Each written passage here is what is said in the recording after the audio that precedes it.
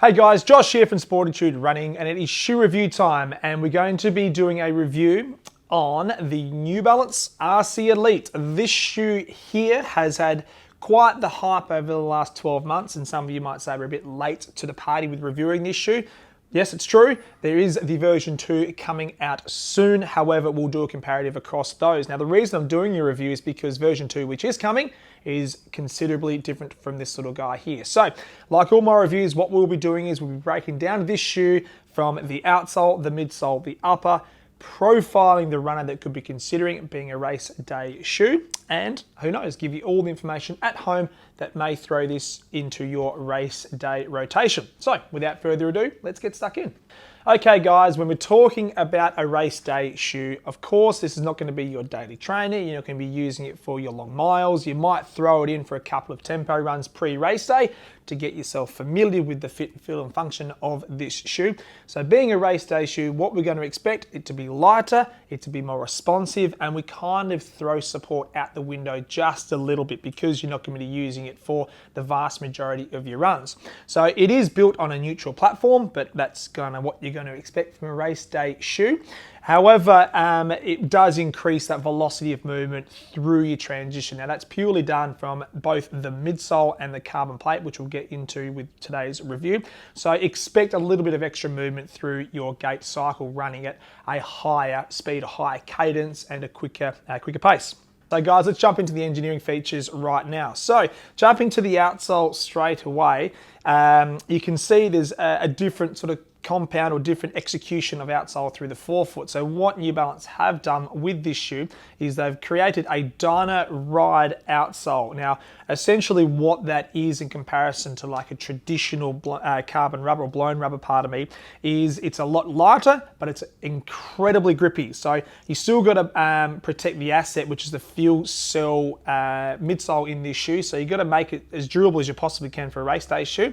But New Balance have executed this outsole through the forefoot. So for majority of runners who'll be using this, expect more of a midfoot to maybe forefoot landing pattern for that higher speed, high cadence sort of runner. So there is the element at the back through here which will cater for a heel striker. So there is harder wearing rubber at the back. However, you'll see majority of runners who should be or considering this shoe to potentially be more of that midfoot to forefoot strike pattern.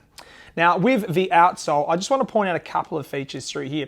Now it might be hard to tell, but it does flare out quite a bit on that lateral side. Now this is pretty different to its competitors out there. So what New Balance have identified is by offering a little bit more midsole, and you can see how it kicks out to that lateral column through here. You're providing a little bit more of a cushion landing pad, and what that naturally will do is actually speed up your transition through mid starts to toe off.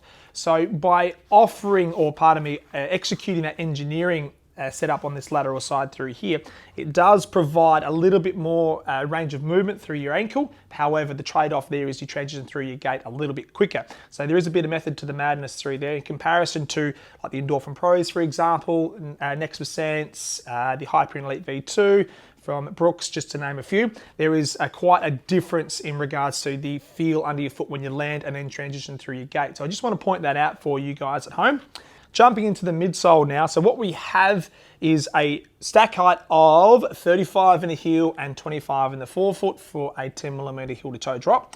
And we've got the full length carbon plate that runs from the heel right through to the end of your forefoot. It's about the right stack height, I believe, for the cushioning system underneath the foot. So the fuel cell cushioning in this little shoe here is incredibly soft underneath the foot. There is no denying it. You put it on, you even stand in it. Once you start running, you get the perfect mixture of absorption and that response and release, which is what you want in a race day shoe. So I believe if New Balance went marginally higher, you'd probably get a little bit of instability with this density of foam. And on the flip side, if you went too low, you'd lose that element of cushioning and explosiveness out of your gait cycle. So I do believe that the heel to toe drop in conjunction with this carbon plate is absolutely on point. Now just to dial into the carbon plate, I just want to point this out for you. Now not a lot of you may know this, but what we do tend to find with full length carbon plates is, and it doesn't really matter what model it's in, because it is relatively stiff through the forefoot, what we tend to find is runners when they're transitioning through mid starts to toe off, they almost re-supinate out of their gait cycle. Now that's essentially there to help in regards to that propulsion. However, we're not seeing too many runners that are favouring that medial side with the carbon plate shoe because they're using their big toe as almost like a lever, engaging and then propelling out of their gait cycle. Moving on to the upper with this shoe. Now, in keeping in theme, being a race day shoe, incredibly light. There is a lot of breathability up top through here. A minimalistic take on what I would classify as a heel counter. So there's a little bit of structure and integrity back there. And there kind of has to be because it is a relatively soft shoe underneath the foot. So you need to have some form of stability up top to keep your foot on the platform. Coming through to the midsection of this shoe, the tongue is very thin. So what that's going to do, it's going to reduce the weight and obviously also provide some extra ventilation as well. There's no gusseted tongue system in this. It's stitched or glued, pardon me, down the bottom of the lacing structure through here.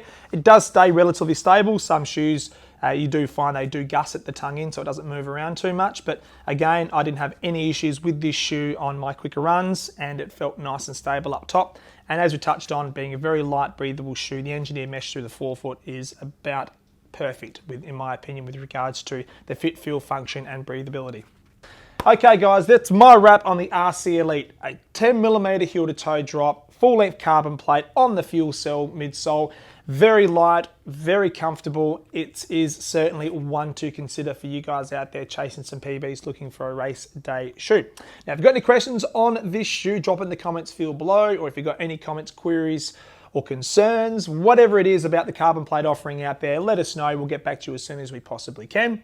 Until next time, guys, stay safe, happy running, be kind to each other, and we will see you on the road. Take care.